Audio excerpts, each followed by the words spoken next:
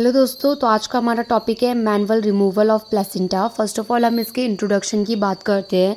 तो manual removal of placenta MRP is a procedure perform when the placenta does not expel out spontaneously और after active management of third stage then it is remove manually. जब हमारा third stage complete हो जाता है, मतलब baby का birth हो जाता है, उसके बाद जो प्लेसेंटा होता है वो खुद से ही क्या है एक्सपेल आउट हो जाता है विद इन 30 to 45 मिनट्स के अंदर अंदर। लेकिन अगर थर्ड स्टेज के बाद प्लेसेंटा जो है वो रिमूव आउट एक्सपेल आउट नहीं हो पा रहा है, तो उस टाइम पे हम मैनुअली प्लेसेंटा को रिमूव आउट करते हैं।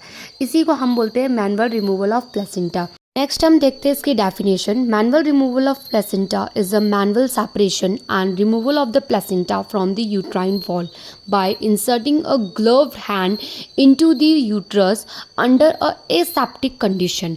मैनुअल रिमूवल ऑफ प्लेसेंटा में हम प्लेसेंटा को यूट्राइन वॉल से सेपरेट करते हैं विद द एसेप्टिक टेक्निक। एक गायनोकोलॉजिस्ट होती है, वो एक एसेप्टिक टेक्निक यूज़ करती है प्लेसेंटा को रिमूव आउट करने के लिए from the walls of uterine cavity.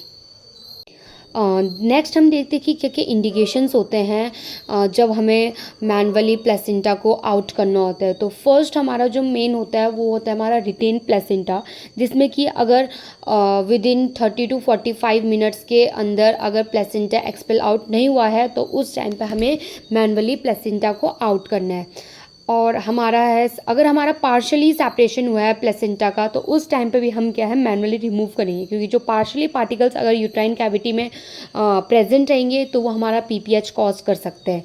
और अगर हमारा अगर इनकम्प्लीट प्लेसेंटा डिलीवर हुआ है तो उस टाइम पे भी हम प्लेसेंटा को मैनुअली रिमूव करेंगे। नेक्स्ट हम देखते हैं कि हमें प्रोसीजर करने से पहले क्या क्या प्रिपरेशन करनी है। First, explain the procedure to the mother and second, ensure resuscitation equipment is ready, because mother shock में भी जा सकती है, तो हमें मतलब कुछ भी कंडीशन क्रिटिकल हो सकती है, तो उस टाइम पे हमारे सारे प्रॉपर इक्विपमेंट्स हमें प्री क्या है रेडी करके रखने हैं। Empty the bladder and catheterisation if needed, ताकि हमारा ब्लैडर पे कोई कंप्रेशन ना पड़े, टीयर ना हो हमारा ब्लैडर। पोजीशन एक प्रोवाइड करनी है मदर को, लिथियोटमी और डॉर्सल पोजीशन। एनाल्जेसिक्स और एंटी एनेस्थेसिया हम मदर को प्रोवाइड कर सकते हैं। सिडिएशंस हम आईवी स्लोली देते हैं उस टाइम पे। और मेंटेन करना है हमें एक स्ट्रिक्ट एसेप्टिक टेक्निक। नेक्स्ट हम स्टेप बाय स्टेप प्रोसीजर को फॉलो करेंगे और ड्यूरिंग द प्रोसीजर हम मदर के वाइटल साइंस वगैरह रिकॉर्ड करके रखेंगे ताकि कोई कॉम्प्लिकेशंस ना हो। कॉम्प्लिकेशंस जैसे कि पीपीएच हो सकता है, यूट्राइन ट्रॉमा हो सकता है मदर को, मदर शॉक में जा सकती है, कार्डियक अरेस्ट में जा सकती है मदर, और इन्फेक्शन हो सकता है एंडोमेट्रियम लेयर में। नेक्स्ट हम देखेंगे कि क्या क्या नर्सिंग केयर प्रोवाइड करनी है। Monitor vital sign, uterine contractions, uterine tone and bleeding frequency. Give prescribe uterotonic drugs to prevent PPH.